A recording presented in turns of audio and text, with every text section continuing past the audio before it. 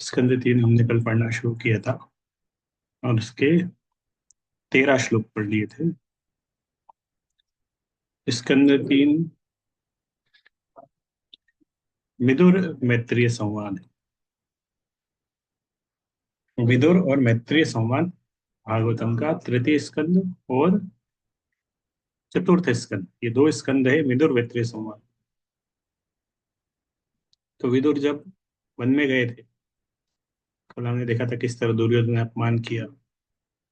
विदुर दुर्योधन को सही सलाह दिया था। धृतराष्ट्र ने पूछा था विदुर से कुछ सलाह देने के लिए, तो उसने सलाह दिया कि ये पुत्र मोह का छोड़ दो इसको, इससे मत आसक्त रहो, ये तुम्हें डुबाएगा, ये तुम्हारा उद्धार करने वाला नहीं है। क्लियरली बताया विदुर ने कि धृतराष्ट्र से कि पुत्र, उसका जो पुत्र है वो पुत्र है धृतराष्ट्र, दुर्योधन। तो धृतराष्ट्र कभी भी दुर्योधन का उद्धार नहीं कर पाए।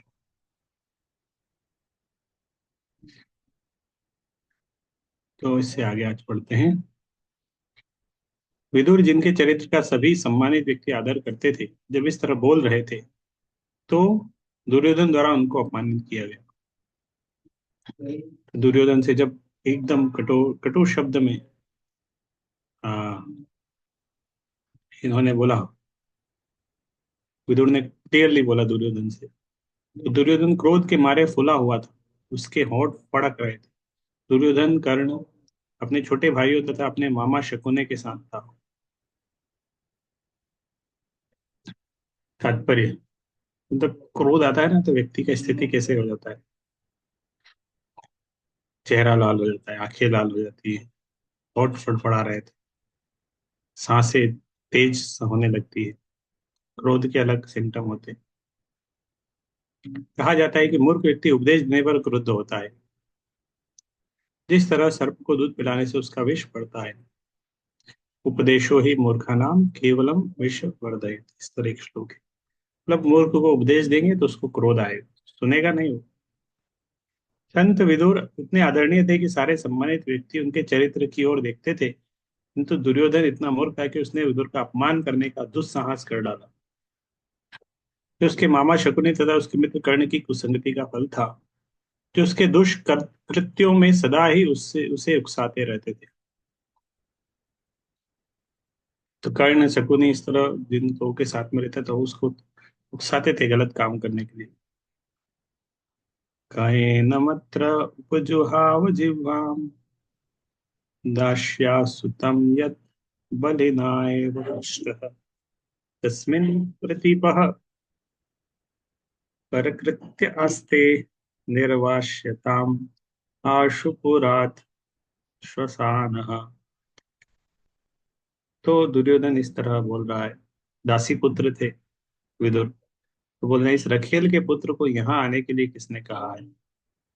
यह इतना कुटिल है कि जिनके बल पर यह खड़ा बड़ा हुआ है, उन्हीं के विरुद्ध शत्रु हित में गुप्तचरी करता है।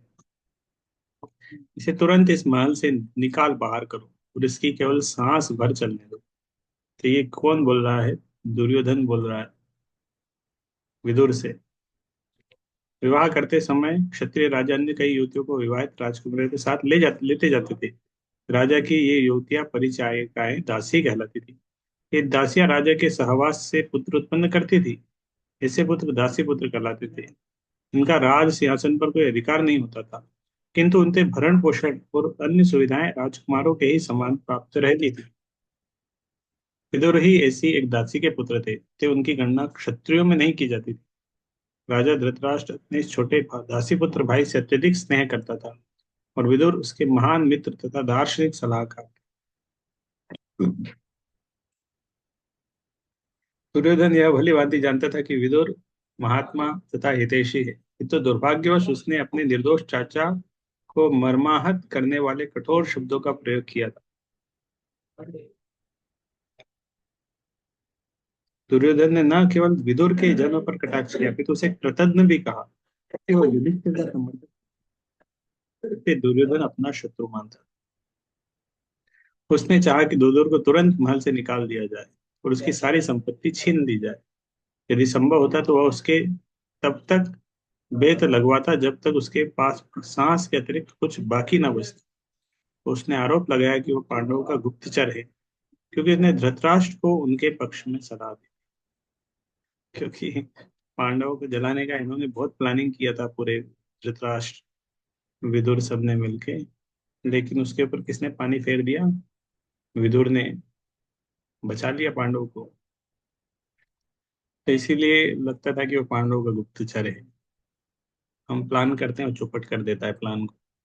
राजमहल के जीवन तथा कूटनीति की बारीकियों की ऐसी स्थिति होती है कि विदुर जैसे निर्दोष व्यक्ति पर गर्हित आरोप लगाया जाता है। राजमहल का जीवन, राजनीति, कूटनीति। तो इस तरह कोई व्यक्ति निर्दोष है, उसके ऊपर भी गंभीर आरोप लगा दिए जाते हैं और दंडित किया जाता है।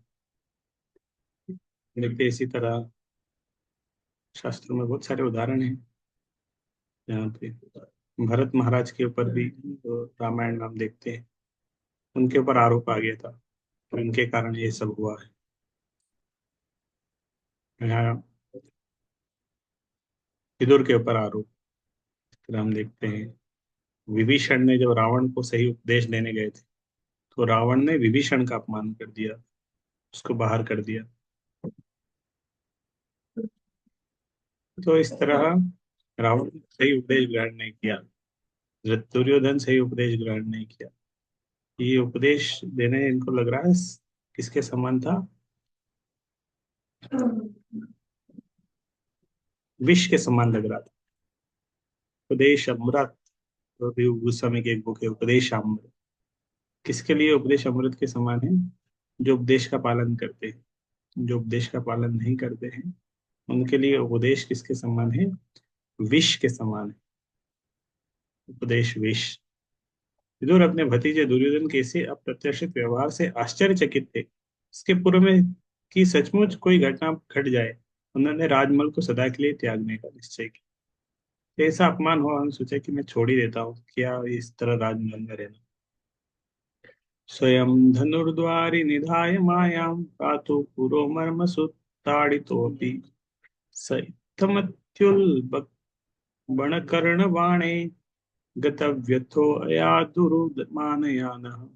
इस तरह अपने कानों से होकर बाणों द्वारा बेधे गए और अपने हृदय के भीतर मर्माहत विदुर ने अपना धनुष दरवाजे पर रख दिया और अपने भाई के महल को छोड़ दिया। उन्हें कोई खेद नहीं था, क्योंकि वे माया के कार्यों को सर्वोपरि मानते थे।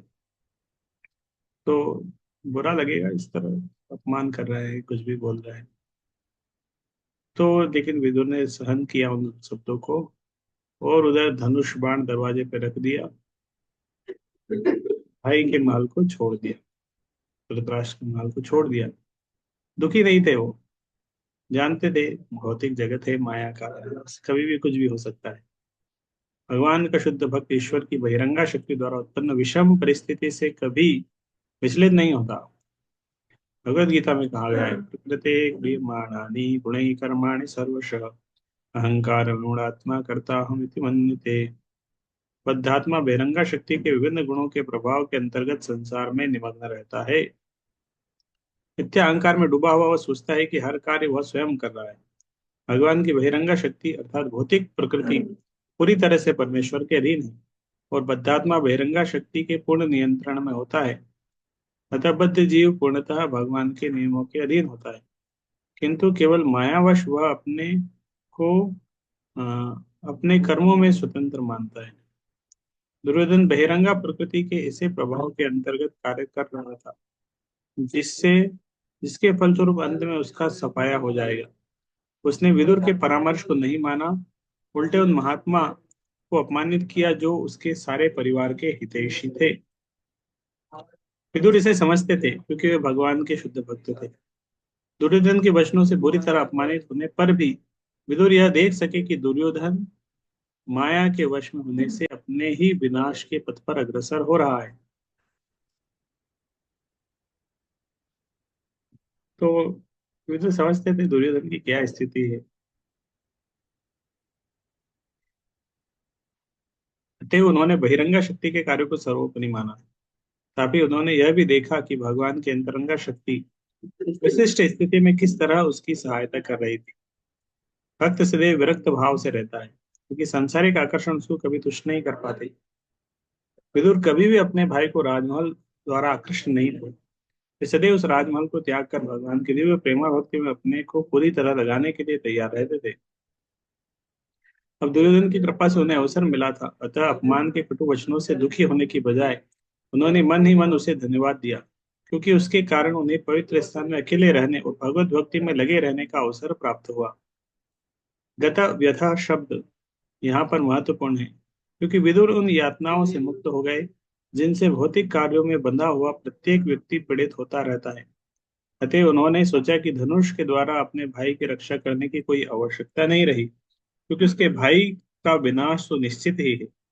इसलिए इसके पूर्व कि दुर्योधन कोई कार्यवाही करे, उन्होंने महल छोड़ दिया। यहाँ पर भगवान की परम शक्ति माया के ने अंदर से तथा बाहर से दोनों प्रकार से कार्य किया।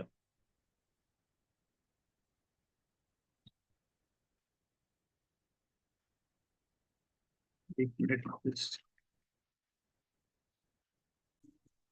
स निर्गतः कौरव पुण्य लब्धो गजाह्या तीर्थ पद पदानि अनवाक्रम पुण्य चिकीर्षयोर्व्यया अधिष्ठितो यानि सहस्त्र मूर्ति। अपने पुण्य के द्वारा विदुर ने पुण्यात्मा कौरव के सारे लाभ प्राप्त किए। उन्होंने हस्तिनापुर छोड़ने के बाद अनेक तीर्थ स्थानों को शरण ग्रहण की, जो कि भगवान के चरण कमल है। उच्च कोटि का पवित्र जीवन पाने की इच्छा से उन्होंने उन पवित्र स्थानों की यात्रा की जहां भगवान के हजारों दिव्य रूप स्थित है। विदुर निसंदेह उच्च उच्च कोटि के पुण्यात्मा थे, अन्यथा वे कौरव वंश में उत्पन्न न हुए होते। उच्च पाना उच्च कुल पाना, ऐश्वर्यमय होना, उच्च विद्वान होना और शरीर से अति सुंदर होना, ये सब विगत पुण्य कर्मों के फलस्वरूप मिलते हैं। किंतु भगवान की कृपा पाने तथा उनकी दिव्य प्रेमा भक्ति में लगे रहने के लिए ऐसी पवित्र वस्तुएं ही पर्याप्त नहीं है। विदुर अपने आप को कम पवित्र मानते थे, अतः उन्होंने अधिक पुण्य प्राप्त करने तथा भगवान के निकट पहुंचने के लिए संसार के सभी महान तीर्थ स्थानों की यात्रा करने का निश्चय किया। उस समय यद्यपि भगवान कृष्ण सदैव इस जगत में उपस्थित थे और विदुर तत्काल सीधे उनके पास पहुंचे, किंतु उन्होंने ऐसा नहीं किया क्योंकि वे पापों से पूरी तरह मुक्त नहीं हुए थे। जब तक पाप के प्रभाव से पूरी तरह मुक्त न हो लिया जाए, तब तक कोई मनुष्य भगवान के प्रति शत प्रतिशत अनुरक्त नहीं हो सकता।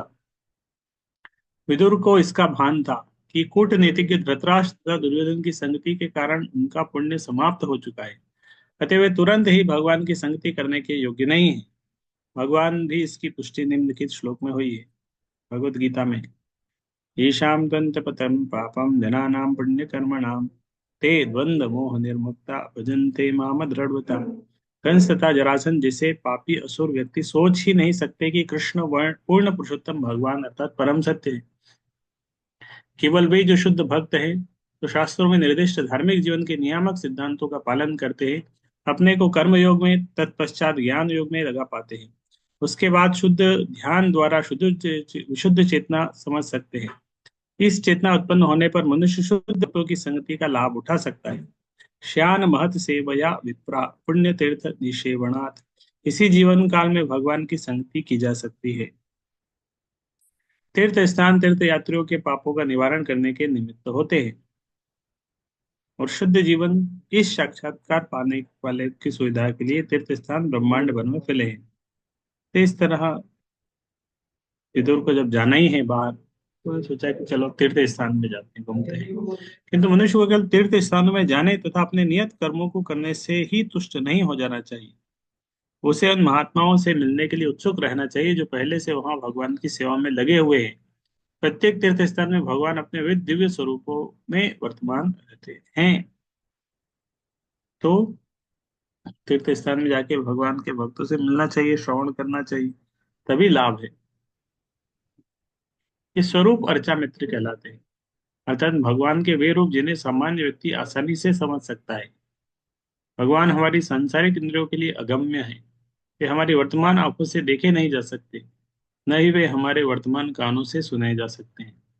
हम उस मात्रा में जितना कि हम भगवत सेवा में प्रविष्ट हो चुके हैं, यह उस अनुपात में जितना हमारे जीवन पापों से मुक्त हुए रहते हैं, भगवान का अनुभव कर सकते हैं। किंतु यद्यपि हम पापों से मुक्त नहीं होते, भगवान इतने कृपालु है कि वे मंदिर में अपनी अर्चा विग्रहों के रूप में अपना दर्शन देने की सुविधा प्रदान करते हैं। ईश्वर सर्वशक्तिमान है, अतः वे अपना अर्चा रूप प्रस्तुत करके हमारी सेवाएं स्वीकार कर सकते हैं। इसलिए किसी को यह सोचने की मूर्खता नहीं करनी चाहिए कि मंदिर का अर्चा रूप एक मूर्ति है। ऐसी अर्चा मूर्ति मूर्ति नहीं है, अपितु स्वयं भगवान होती है। और जिस अनुपात में पापों से मुक्त हुआ होता है, उसी के अनुसार वह अर्चा मुक्त विग्रह के महत्व को समझ सकता है। अतः मार्गदर्शन पाने के लिए किसी शुद्ध भक्त की आवश्यकता सदैव बनी रहती है।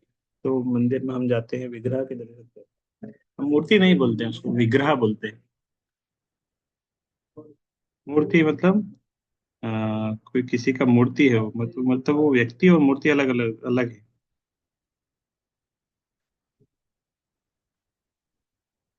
तो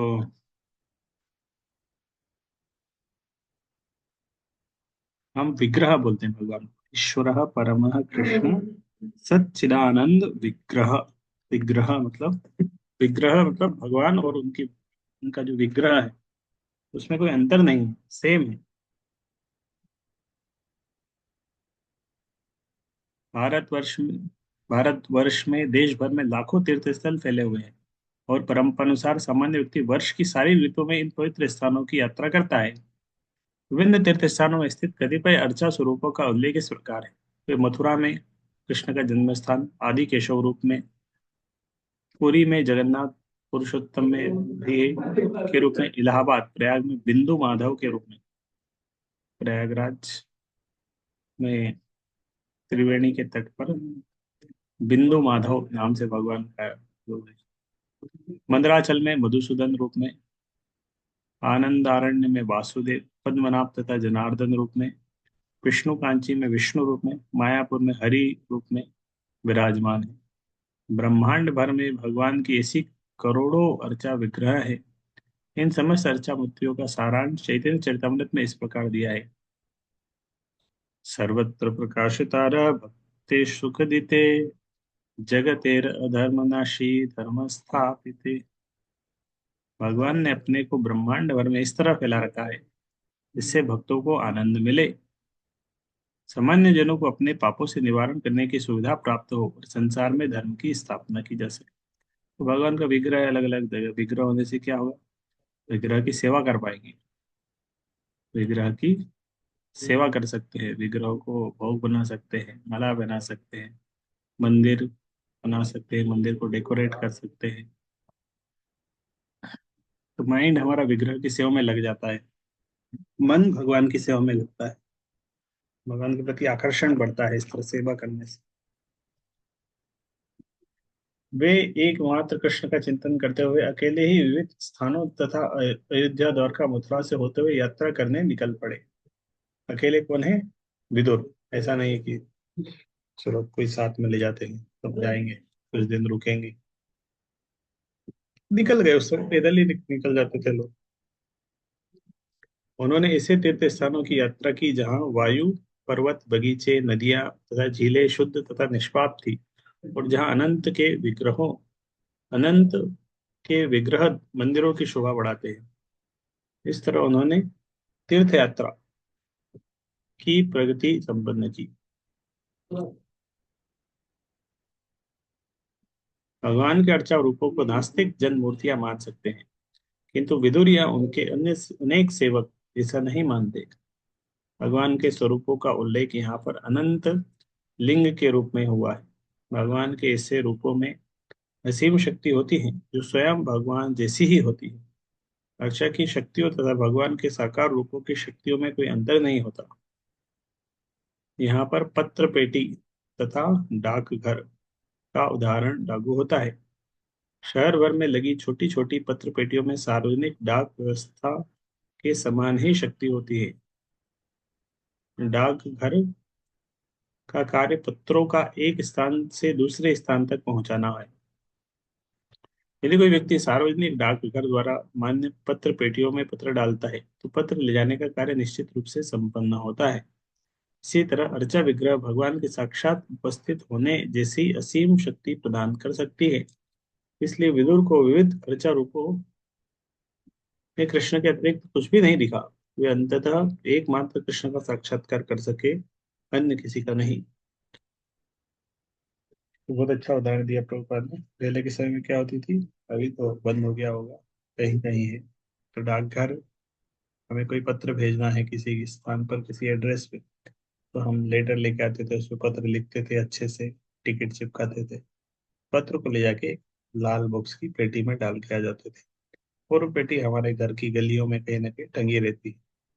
उस पेटी में जब हम पत्र को डाल के आ जाते थे, तो फिर पोस्टमैन आता था, उस पेटी से पत्र ले जाता था, वो पोस्ट ऑफिस जाती थी, पोस्ट ऑफिस से अगले पोस्ट ऑफिस जाती थी, फिर पोस्ट ऑफिस से वो एड्रेस तक चली जाती थी। तो हमने पत्र को कहाँ डाला, हमारे गली के लाल बॉक्स में। वो लाल बॉक्स पोस्ट ऑफिस की तरह कार्य करता है, पोस्ट ऑफिस का वो एक्सटेंशन है, पोस्ट ऑफिस जाने की भी जरूरत है, उस लाल बक्से में डाल दो। इसी तरह भगवान के विग्रह की सेवा करने से भगवान की दिव्य सेवा, भगवान की सेवा, गोलोक वृंदावन में भगवान की जो सेवा कर रहे हैं वो सेवा हो जाएगी। उस एड्रेस की सेवा सीधे मंदिर में भगवान की सेवा करने से हो जाती है। और अच्छा विग्रह है, भगवान इतने कृपालु है कि विग्रह रूप में आके उनसे सेवा ले लेते हैं। यहाँ विग्रहों की सेवा करने से साक्षात भगवान की सेवा होती है। ये अभिन्न है, यहाँ किस भगवान के विग्रहों की सेवा भगवान की सेवा से अभिन्न है। इसीलिए हमें उतना केयरफुली सेवा सेवा करना चाहिए भगवान का।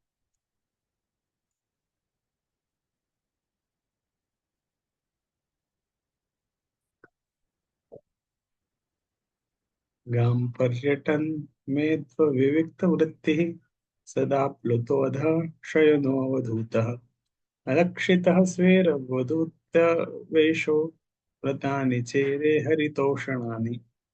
इस तरह पृथ्वी का भ्रमण करते हुए उन्होंने भगवान हरि को प्रसन्न करने के लिए कृत कार्य की। उनकी वृत्ति शुद्ध एवं स्वतंत्र थी।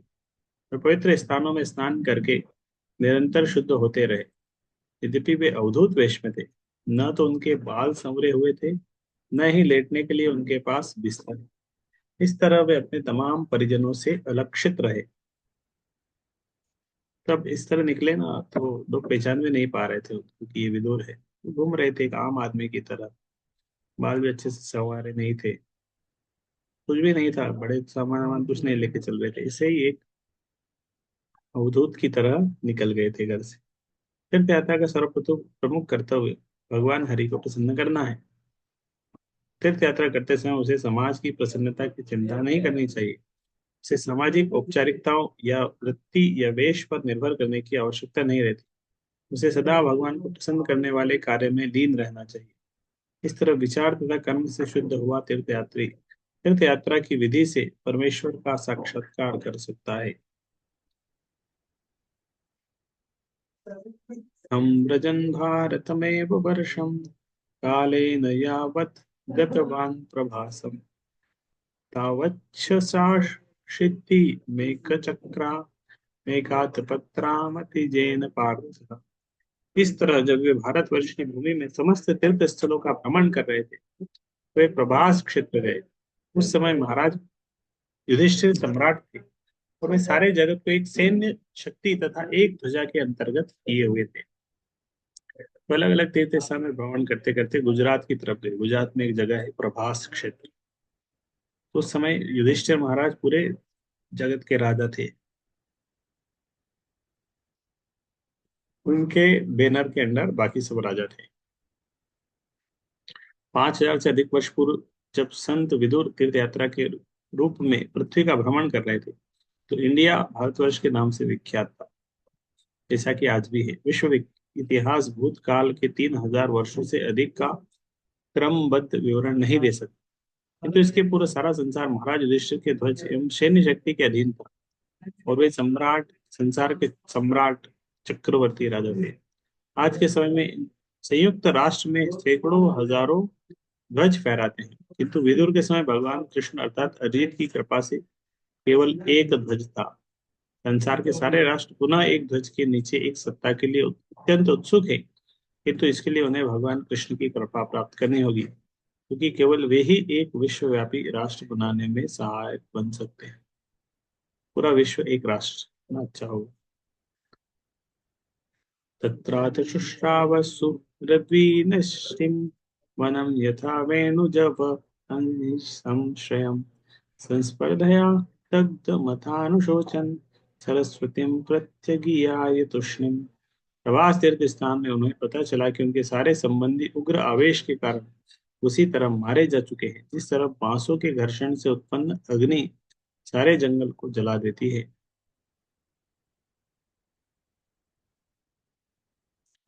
तो प्रभास क्षेत्र में जब गए थे उन्हें पता चला कि सारे उनके जो संबंधी है उधर के यदुवंशी है, सबकी मृत्यु हो गई। बांसों के घर्षण से अग्नि लगती है और अग्नि अग्नि सारे बांसों को जला देती। दो दो बांस आपस में रगड़ा रगड़ रगड़ रगड़ के अग्नि जलाते हैं, तो ये दो बांस तो जलते भी हैं, बाकी पूरे जंगल को भी जला देते हैं। इसके बाद वे पश्चिम की ओर बढ़ते गए जहां सरस्वती नदी बहती। कौरव तथा यादवगण दोनों ही विदुर के संबंधी थे। विदुर ने बंधुघाती युद्ध के फलस्वरूप उनके सर्वनाश का समाचार सुना। जंगली बांसों के घर्षण की तुलना आवेशपूर्ण मानव समाज से करना उपयुक्त है। संपूर्ण संसार की तुलना जंगल से की गई। जंगल में घर्षण के कारण किसी भी क्षण आग भड़क सकती है।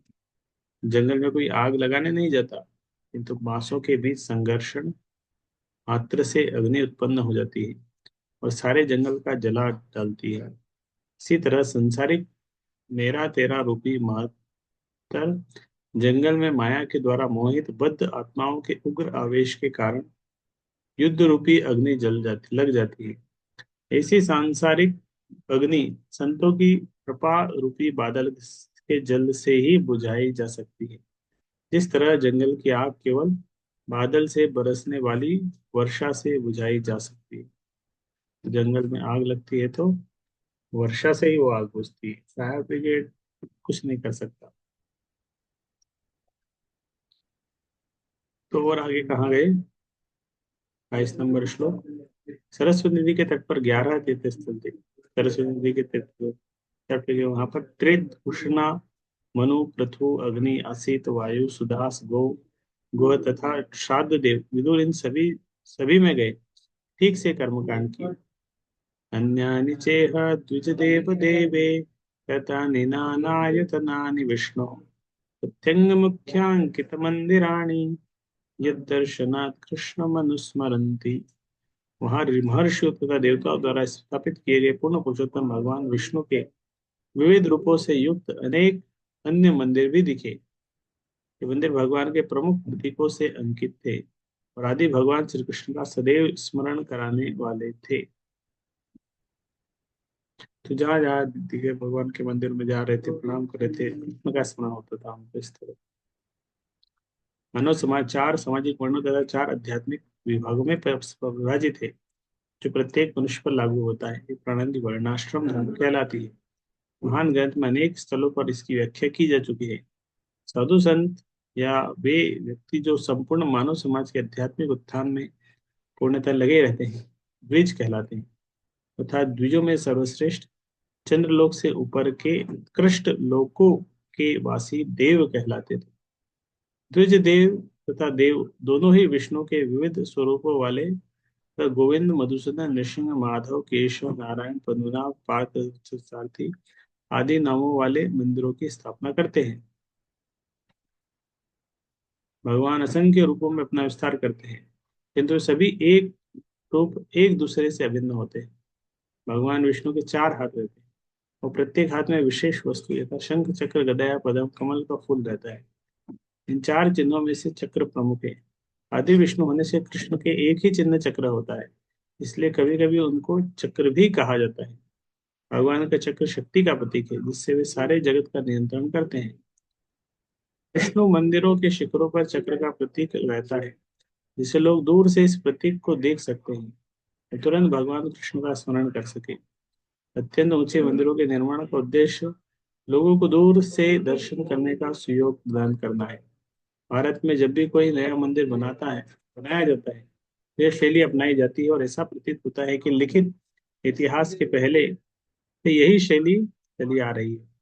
नास्तिकों द्वारा किए जाने वाले इस मूर्खतापूर्ण प्रचार का मंदिरों का निर्माण बाद में हुआ, यहाँ पर खंडन हो जाता है, क्योंकि कम से कम 5,000 वर्ष पूर्व विदुर ने इन मंदिरों को देखा था और विष्णु के ये मंदिर विदुर द्वारा देखे जाने के पहले से विद्यमान थे।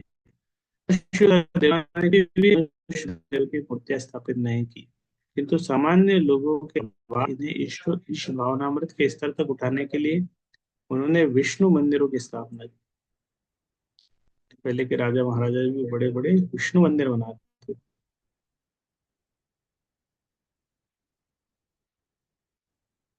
ततस्तवती वच्च सुराष्ट्रमृद्धं सुवीरमत्स्यान् कुरु जाङ्गलांश्च कालेन तावद् यमुनामुपैत्य तत्रोद्भवं भागवतं ददर्श। तो विदुर इस तरह तीर्थ यात्रा में भ्रमण कर रहे हैं। तत्पश्चात वे अपने अत्यंत धनवान प्रांतों तथा सूरत, सोवीर और मत्स्य से होकर तथा कुरु जंगल नाम से विख्यात पश्चिमी भारत से होकर गुजरे। अंत में वे यमुना के तट पर पहुंचे, जहां उनकी भेंट कृष्ण के महान भक्त उद्धव से हुई। तो इस तरह उद्धव से मिले वो। आधुनिक दिल्ली से लेकर उत्तर प्रदेश के मथुरा जिले तक का लगभग 100 वर्ग मील का भूखंड, जिसमें हरियाणा प्रदेश के गुड़गांव जिले का कुछ अंश मिले थे, ने सारे भारत में तीर्थ यात्रा के लिए सर्वोपरि स्थान माना जाता है। ये भूभाग पवित्र है क्योंकि भगवान कृष्ण ने इस भूभाग की कई बार यात्रा की थी। अपने आविर्भाव काल से अपने मामा कंस के यहाँ पैदा होकर वे वृंदावन में अपने पालक पिता महाराज नंद के यहाँ पले। आज भी वहां पर भगवान के कई भक्त कृष्ण तथा उनकी बाल सहेलियां गोपियों के खोज में भाव विभोर कर रह रहे हैं। ऐसा नहीं है कि ऐसे भक्त उस भूभाग में कृष्ण का प्रत्यक्ष दर्शन करते हैं, किंतु भक्त का उत्सुकता पूर्वक कृष्ण की खोज करते रहना उनके साक्षात दर्शन के ही समान है। ऐसा कैसे है, इसकी व्याख्या तो नहीं की जा सकती, किंतु जो भगवान के शुद्ध भक्त हैं उनके द्वारा ऐसा अनुभव किया जाता है। दार्शनिक रूप से मनुष्य यह समझ सकता है कि भगवान कृष्ण तथा उनकी स्मृति परम स्तर पर होती है और शुद्ध इस चेतना में वृंदावन में उनकी खोज करने का विचार उनके साक्षात दर्शन करने की अपेक्षा अपने में भक्त भक्त को अधिक आनंद प्रदान करने वाला है। इसे भगवत भक्त उनका दर्शन प्रतिक्षण करते हैं, जिसकी पुष्टि ब्रह्म संहिता में हुई है।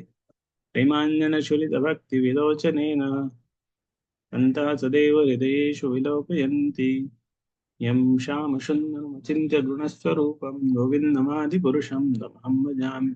जो लोग भगवान श्याम सुंदर से भावाविष्ट प्रेम करते हैं, तो भगवान के प्रति प्रेम तथा अपनी भक्ति के कारण उन्हें सदैव अपने हृदयों में देखते हैं। विदुर तथा उद्धव दोनों ही ऐसे उच्चस्थ भक्त थे, अतः दोनों ही यमुना के तट पर आ पहुंचे और एक दूसरे से मिले। 25 नंबर श्लोक से हम इसके बाद में पढ़ेंगे कंटिन्यू। ठीक है, हरे कृष्ण।